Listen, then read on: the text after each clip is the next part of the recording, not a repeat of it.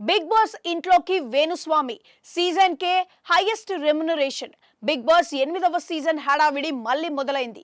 ఇక ఎన్నికల season, IPL, world cup season ఇలా అన్ని ముగిశాయి. హిందీలో ఆల్రెడీ బిగ్ బాస్ ఓటీటీ 3వ సీజన్ సందడి చేస్తుంది. ఇప్పుడు తెలుగులో బిగ్ బాస్ 8వ సీజన్ సందడి షురూ కాబోతుంది.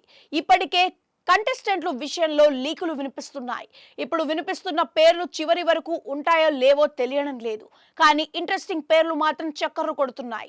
బిగ్ బాస్ 8 తెలుగులోకి సంబంధించి లీకులు ఇప్పుడు ఎక్కువగా వినిపిస్తున్నాయి. సోషల్ మీడియాలో బాగా వినిపించిన పేర్లు, కనిపించిన వ్యక్తుల్ని బిగ్ బాస్ ఇంట్లోకి తీసుకొస్తుందంటూ టీం అయితే ఈసారి 8వ సీజన్ కు అలా అదిరిపోయే కంటెస్టెంట్లను పట్టుకొస్తున్నట్లుగా తెలుస్తోంది. ఈ క్రమంలో ఈ ఏడాది ఎక్కువగా వైరల్ అయిన ట్రోలింగ్ కు గురైన వ్యక్తి వేణుస్వామి.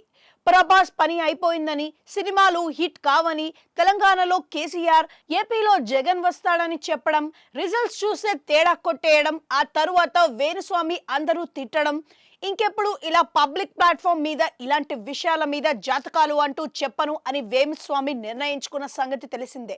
అలాంటి వేణుస్వామి ఇప్పుడు బిగ్ బాస్ ఇంట్లోకి వెళ్తున్నాడని సమాచారం. ఇది నిజమో కాదో తెలియడం లేదు, కానీ కొన్ని విషయాలను పరిశీలించి చూస్తే కాస్త అవగతం అయ్యే అవకాశం ఉంది.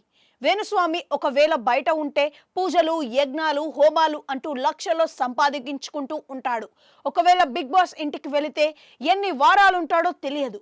బయటి ఆదాయం కన్నా లోపల ఆదాయం ఎక్కువగా ఉంటేనే వేణుస్వామి వెళ్తాడని అర్థమవుతుంది. వేణుస్వామికి ఈసారి అందరికంటే హైయెస్ట్ రెమ్యునరేషన్ ఇచ్చి మరీ తీసుకుంటున్నారని తెలుస్తోంది. ఒకవేళ వేణుస్వామి లోపలికి వెళితే ఏం చేస్తాడు? వీకెండ్లో నాగార్జున చెప్పాల్సిన మాటలు, తీసుకోవాల్సిన క్లాసులు వేణుస్వామి తీసుకుంటాడా? అందరికీ జాతకాలు చెప్పి ఎవరు విన్ అవుతారో ముందే ఊహించి చెబుతాడా అన్నది చూడాలి. అసలే ఈసారి బిగ్ బాస్ ఇంట్లోకి కుమారి ఆంటీ, బరలక్క వంటి వారు కూడా వస్తారని తెలుస్తోంది. వీటిల్లో ఏ మేరకు నిజం అవుతాయో చూడాలి.